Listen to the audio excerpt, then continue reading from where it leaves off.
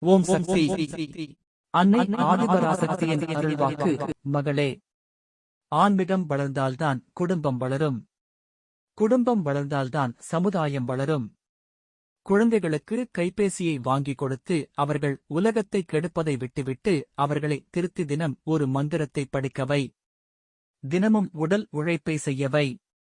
தினமும் வழிபாட்டு பயிற்சியை கற்றுக்கொடு மகளே.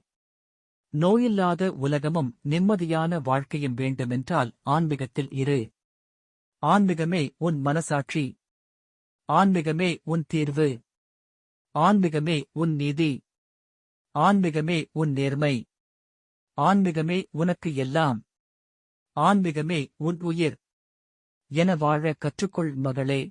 மனசாட்சிக்கு உண்மையாக நல்லதே செய். நல்லதே சொல். நல்லதே நடக்கும்.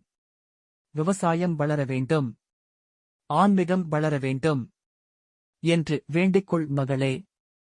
ஆலயத்தில் நடைபெற இருக்கும் சித்திரை பௌர்ணமி வேள்வியில் கலந்து கொள் மகளே.